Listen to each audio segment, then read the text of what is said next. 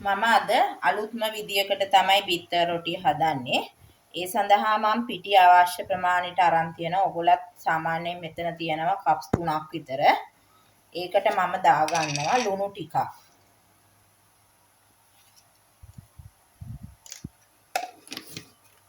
ඊට පස්සේ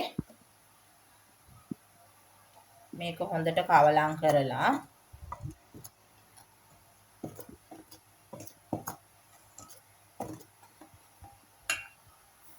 මේකට මම දාගන්නවා පොල් තෙල්. මේස හැඳි 3ක් විතර දාගත්තා. ඊට පස්සේ ඒකත් හොඳට කවලම් කරලා මේක අනාගන්නේ අපි උණු වතුරෙන්.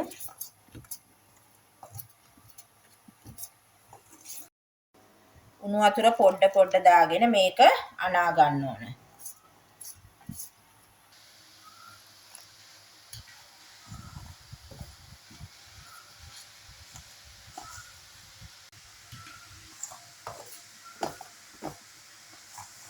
මේ වගේ හොඳ සොෆ්ට් ඩෝ එකක් තමයි මෙතනදී ලැබෙන්නේ අර අපි උණු වතුරෙන් අනපු නිසා.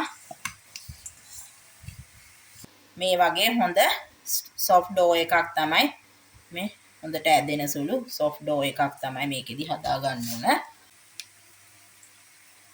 මම මේ බෝල් එකේ පොඩ්ඩක් තෙල් චුට්ටක් ගාලා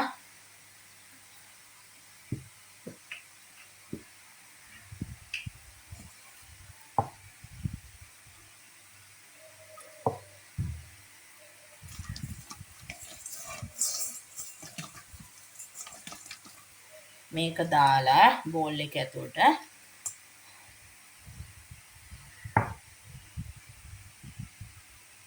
මේකෙදි තෙල් ගොඩාක් දාන්න නැහැ මම මෙතන. මේස හැන්දක් දෙකක් විතර මෙන්න මෙහෙම දාලා මේක අර උඩ වේලෙන නිසා තමයි මම මේකේ තෙල් ටිකක් ගාගන්නේ. ගාලා මම මේක හොඳට වහලා පැය දෙකක් විතර මෙහෙම තියා ගන්නවා. එතකොට තව මේ ඩෝ එක හොඳට බුරුල් වෙනවා. මම දැන් මේ පිටි මෝලියෙන් පොඩි බෝල ටිකක් හදාගත්තා.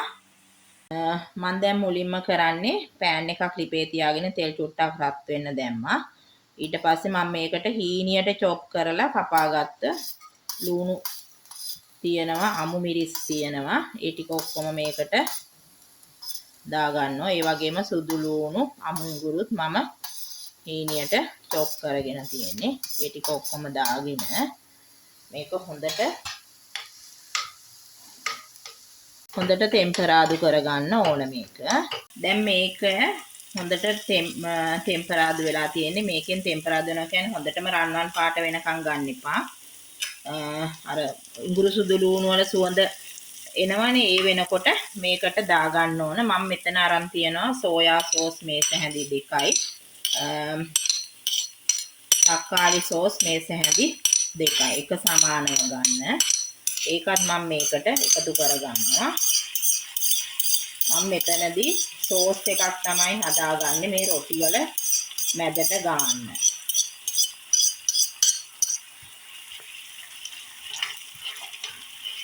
මේ ලිප ඕෆ් කරගෙන මේකට දාගන්නවා මම ලුණු කුඩු ටිකක් දාගන්නවා. ඒක රස අනුව ගන්න. මොකද සෝයා සෝස් වලත් ලුණු තියෙන නිසා පොඩ්ඩක් පරිස්සමෙන් දාගන්න ඕන. මිරිස් කුඩුත් චුට්ටක් දාගත්තා. මං කෑලි මිරිස් කුඩුත් පොඩ්ඩක් දාගන්නවා. ඕගොල්ලන්ට අවශ්‍ය නැත්නම් කෑලි මිරිස් කුඩු නොදැම්මට කමක් නැහැ මෙතනදී. දැන් මෙන්න මේ වගේ සෝස් එකක් තමයි හදාගත්තේ මම අර මේ රොටි වල මැදට ගන්න.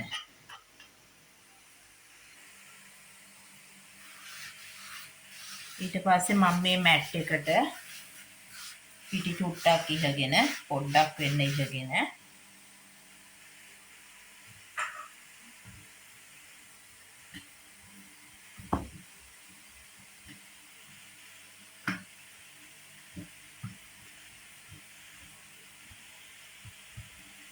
මේක අතින්මත් උණුහි කරන්න පුළුවන්.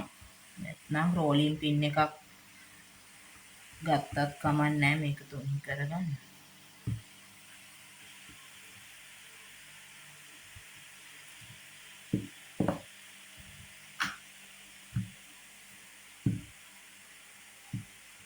මෙන්න මේ වගේ මම මේක ලස්සනට හතරැස් විදියට කපා ගත්තා.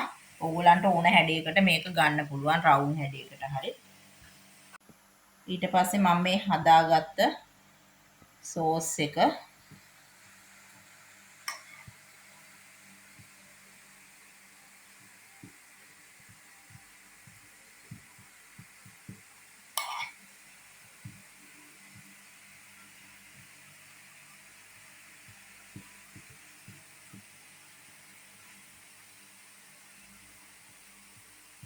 මම ඊට පස්සේ බිත්තර තම්බල අරන් තියනවා. කුයිනියට මෙන්න මේ වගේ පෙති කපාගෙන ඒකත් මම මෙන්න මේ වගේ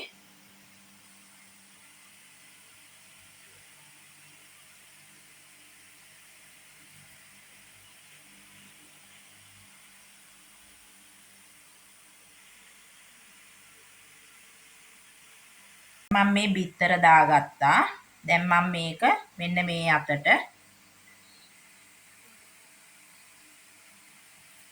අර බිත්තර රොටිය නවනවා වගේම තමයි. Tamanට ඉතින් කැමති විදියකට නවා ගන්න පුළුවන්. ත්‍රිකෝණ ඇඩේට හරි එහෙම නවා ගන්න පුළුවන්. මෙන්න මේ ආකාරයට නවාගෙන ඊට පස්සේ මේක හොඳට පුච්ච ගන්න තමයි තියෙන්නේ. මෙන්න මෙහෙම රොටිය හොඳට තුනී කරගන්න.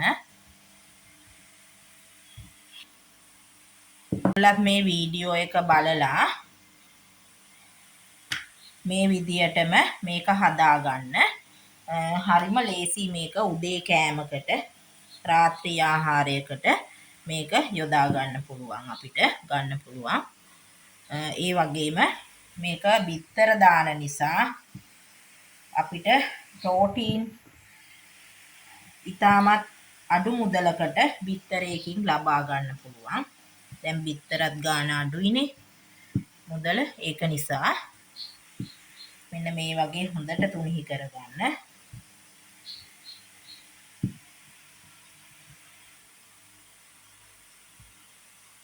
ඒ වගේම මගේ මේ වීඩියෝ එක බලලා හොඳයි නම් ඕගොල්ලන් මගේ channel එක subscribe කරන්න කියලා මම ආදරෙන් ඉල්ලනවා.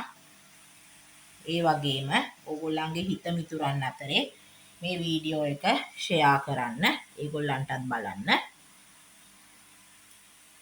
ඒ වගේම like එකකුත් දාන්න.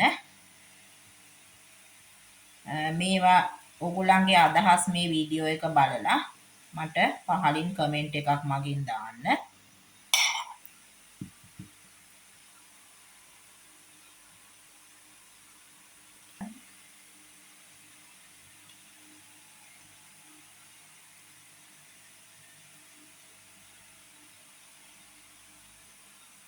ඕගොල්ලන් දැන් බිත්තර තම්බල කැමති නැත්නම් ඕගොල්ලන්ට මේක මේ ස්ක්‍රැම්බල් කරලා බිත්තරේ දාන්න පුළුවන් මේකට.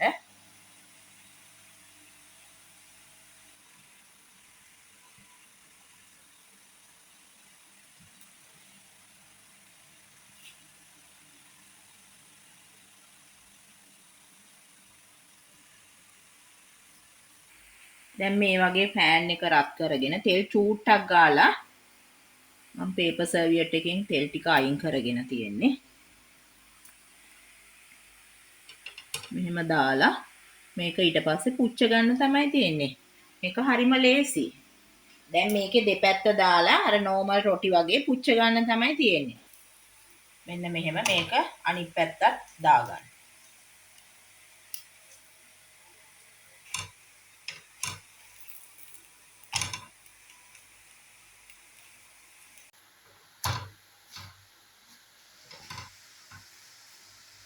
මෙන්න මේ විදියට දෙපැත්ත දාගෙන පුච්ච ගන්න ඕන.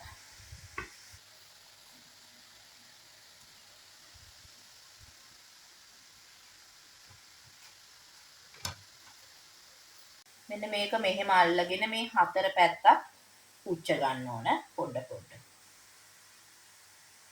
මේ කොන් ටික කොන් හතරක් පුච්ච ගන්න.